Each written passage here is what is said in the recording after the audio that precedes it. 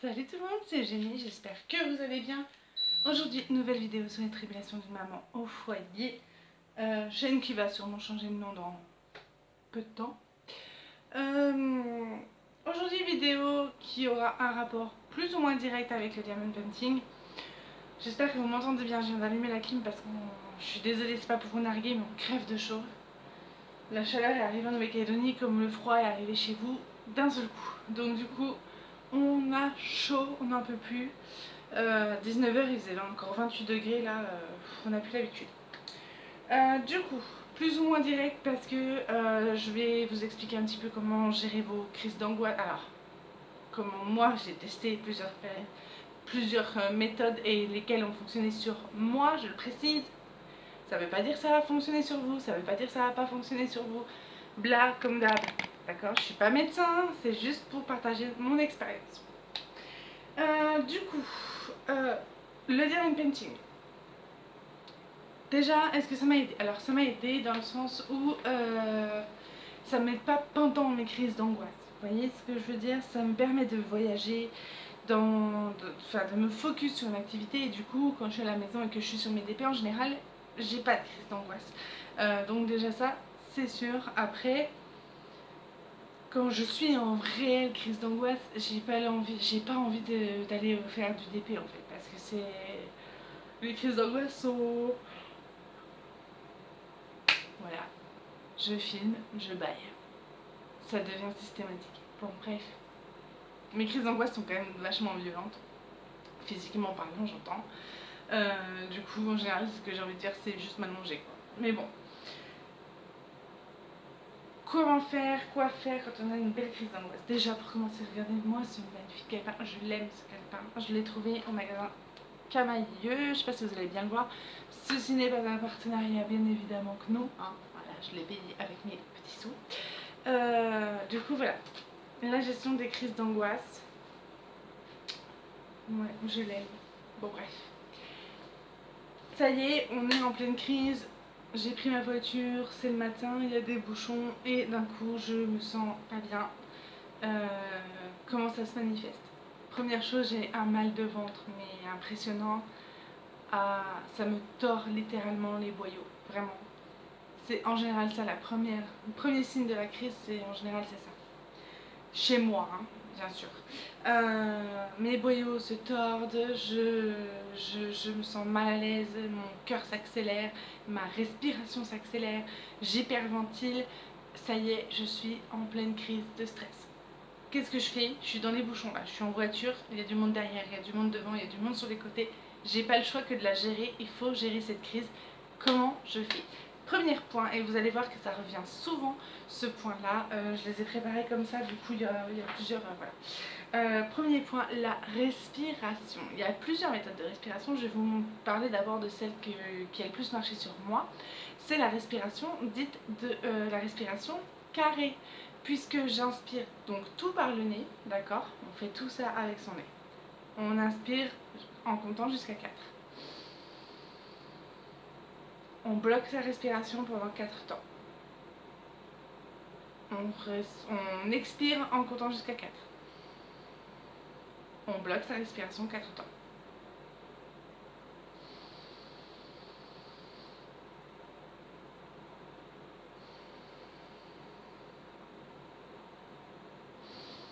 Etc. Ok? J'inspire, je bloque, j'expire, je bloque. Respiration carrée. Sincèrement, c'est vraiment une méthode qui a fonctionné sur moi. Ça a canalisé rapidement le fait que mon cœur accélère. Ça a vite régularisé mon rythme cardiaque. Qui dit régulariser mon rythme cardiaque dit forcément régulariser ma respiration. Du coup, moins d'oppression. Et voilà, du coup, ma crise était en tout cas calmée. Pas gérée, mais calmée. Ça, c'est le premier point. C'est vraiment le truc le plus efficace que j'ai testé de tous. En deuxième point, il y a l'acupuncture. Alors, pas besoin d'aiguille, hein, il n'y a pas de souci. Pendant 30 secondes sur l'angle de vos pouces, ici et ici. Donc, du coup, vous allez voilà, appuyer fortement pendant 30 secondes. Comme ça, sur chaque pouce. Voilà. Si vous êtes au volant et que vous pouvez pas, parce que voilà, moi c'est souvent quand je suis au volant que ça arrive, je mets mon pouce gauche sur la paume de ma main droite et je tiens mon volant comme ça. Et j'appuie comme ça pendant une trentaine de secondes.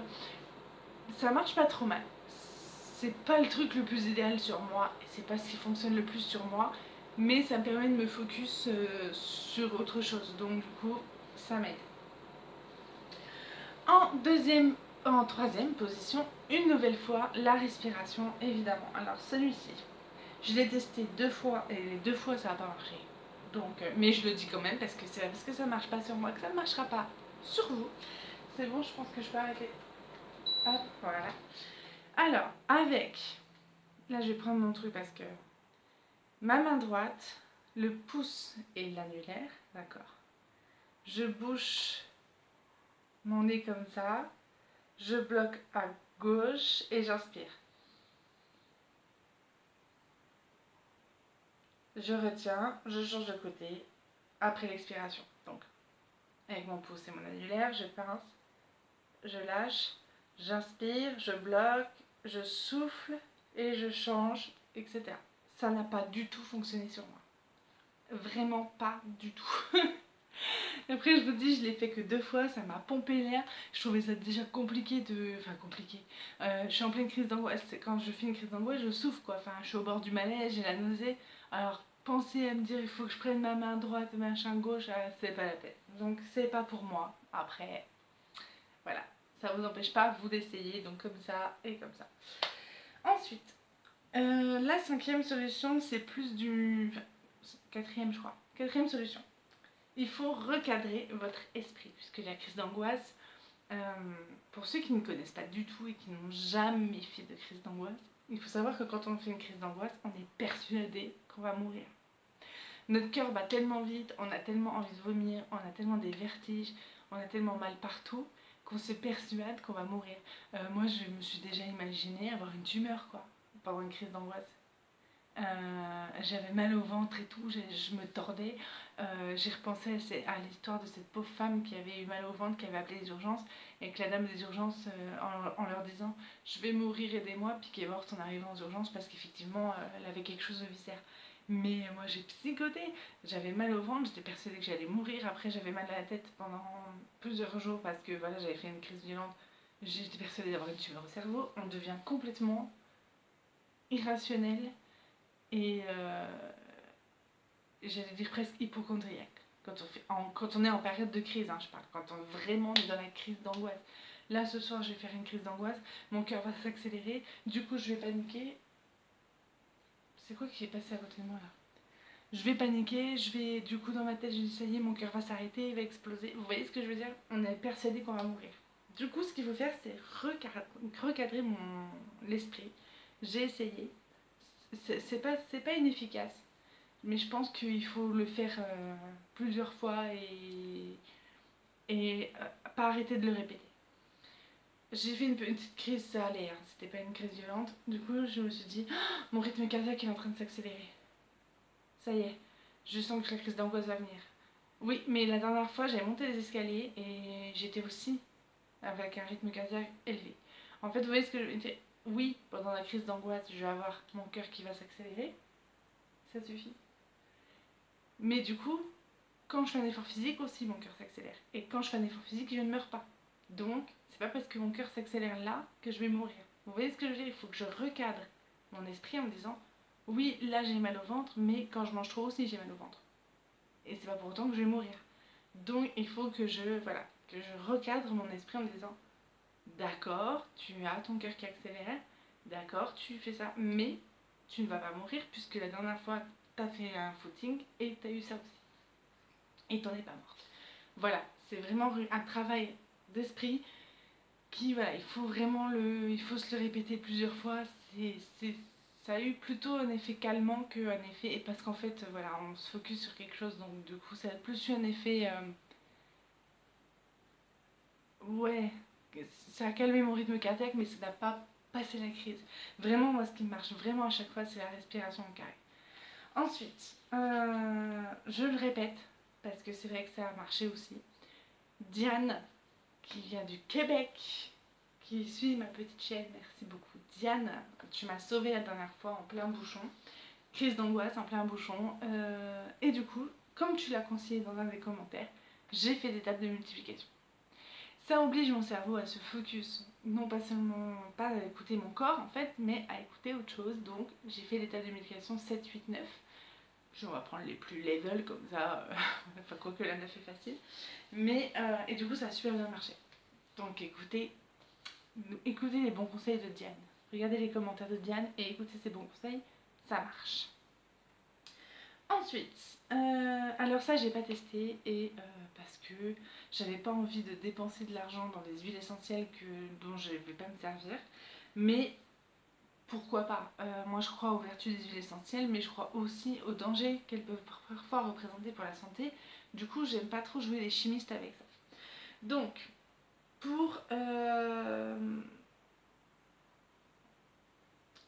pour anticiper les crises nocturnes, parce que je sais que la plupart du temps, moi c'est dans les bouchons, parce que je sais pertinemment pourquoi, c'est dans les bouchons que je vais faire une crise, mais avant c'était au moment du coucher. Et c'est souvent au moment du coucher, dans la plupart des gens qui m'ont mis des commentaires, c'était souvent au moment du coucher le soir, qui faisait une crise d'angoisse. Donc on vous conseille de mettre une goutte d'huile essentielle d'orange sur l'oreiller parce que ça calme la tension artérielle déjà. Donc, c'est pour ceux qui font de l'hypertension. Demandez quand même un avis médical, d'accord, ou de lavande parce que c'est apaisant. Par contre, en cas de crise, vraiment quand vous êtes dans la crise, il faut sentir des huiles essentielles de marjolaine. Voilà, une belle petite fleur, marjolaine. Ensuite, qu'est-ce qu'il y a encore? Ah oui, alors ça n'a pas du tout marché sur moi, mais comme je l'ai dit, il faut que je cite tout parce que ce qui marche sur moi ne marchera pas forcément sur vous et vice versa. Fixer ses pieds ou serrer un objet. Alors ça, les premières fois que j'ai fait des crises, je disais à mon mari et à mes enfants, quand j'étais à manger, je disais à mon mari de se mettre carrément sur moi. J'étais allongée comme ça et je lui disais, mets tout ton poids sur moi pour faire comprendre à mon corps qu'il est là, en fait, parce que je me sentais à moitié par terre, donc pour faire comprendre à mon corps qu'il était là, je lui disais comme ça, et quand c'était avec mes enfants, je leur disais de me serrer. Et du coup, là, c'était fixer ses pieds, parce que c'est le symbole de ce qui nous rattache à la terre, alors ça, voilà. Et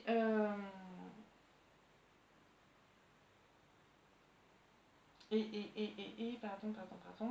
Et serrer un objet, voilà, c'est pour prendre conscience aussi du. En fait, c'est obliger votre cerveau à prendre conscience que là, vous êtes sur le sol, vous êtes sur la terre, et vous avez un objet. Vous voyez ce que je veux dire? C'est pareil, c'est un travail mental, plus que physique. Mais franchement, ça marche pas du tout. Enfin, pour moi en tout cas, ça ne marche pas du tout. Et ensuite, stimuler le thymus en souriant largement pendant 20 secondes, pendant les petites crises. De toute façon, moi je le fais systématiquement dès que j'ai une crise, je me. Comme ça, et ça change rien. Donc, voilà. Ensuite, la fleur de bac, c'est un produit qu'on peut trouver en pharmacie. Pareil, ça, voilà, à sentir pendant que ça. Pendant la crise, je n'ai pas regardé le prix, j'avais prévu, mais j'ai eu mille choses à faire et du coup, j'ai pas eu le temps de passer. Après, le prix ici ne vaut pas le prix en France et encore moins au Québec, donc je pourrais pas vous dire. Donc, ça s'appelle, je vais le répéter parce que c'était pas. Voilà, la fleur de bac. Fleur de bac.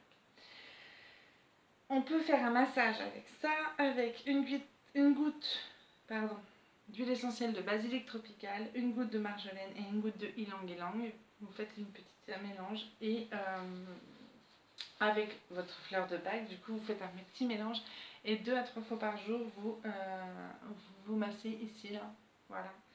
Mais bon, j'ai pas testé comme je vous l'ai dit, j'avais pas envie d'acheter. Vous avez vu, pour une recette il faut 4 ingrédients en pharmacie. Moi, sachant que une goutte d'huile essentielle de basilic de tropical, je m'en servirai jamais. Donc ça m'embêtait un peu, ça coûte quand même presque 20 € le petit flacon ici, donc voilà. Et sinon, il y a la position de Wonder Woman. Donc, en fait, c'est vraiment physique ça par contre. C'est cette position-là baisse le taux de sécrétion d'hormones pendant la crise. Puisque pendant la crise, on a une montée d'hormones.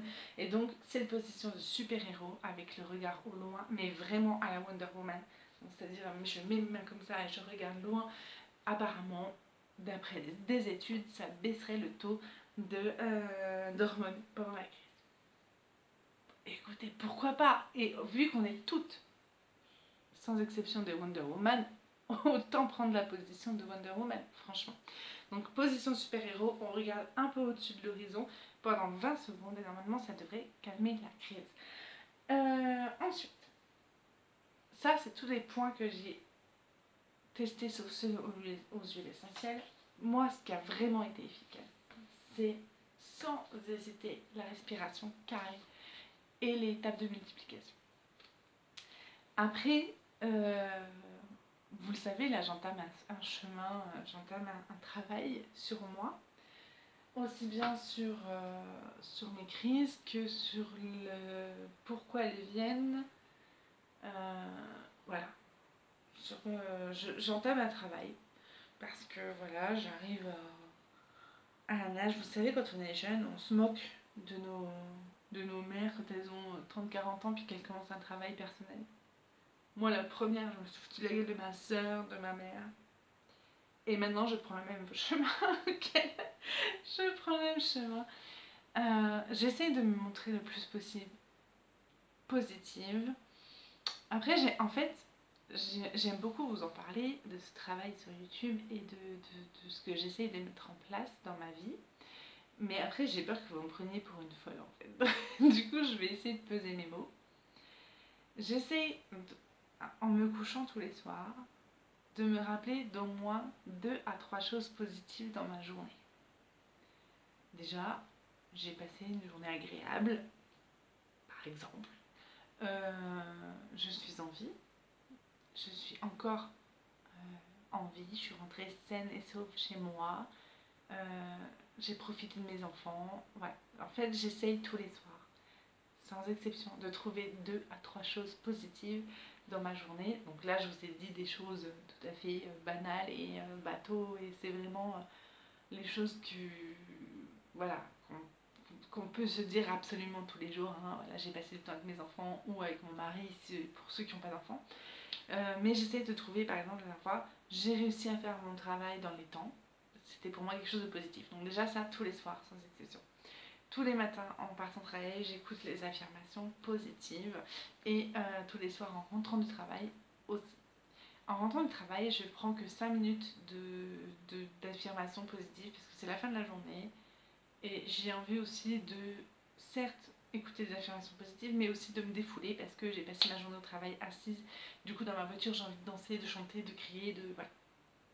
Donc j'écoute que 5 minutes, comme sur les 25-30 minutes, voire même 45 minutes. Là, c'est les vacances scolaires, donc j'ai 15 minutes de route.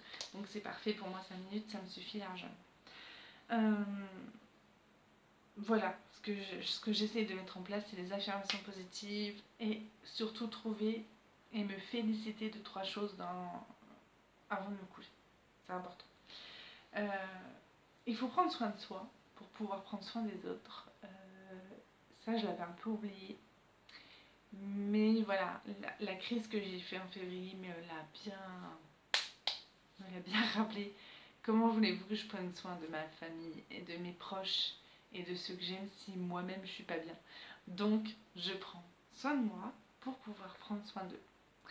Et je pense que ça va être la conclusion de cette vidéo. J'espère qu'elle vous aura plu. Je sais que 20 minutes c'est long. Mais voilà, n'hésitez pas à participer au concours pour ceux qui ne l'ont pas fait. Il est encore en cours jusqu'à samedi soir minuit, heure métropolitaine. Je vous fais plein de bisous et à très bientôt. Ciao, ciao. Mouah.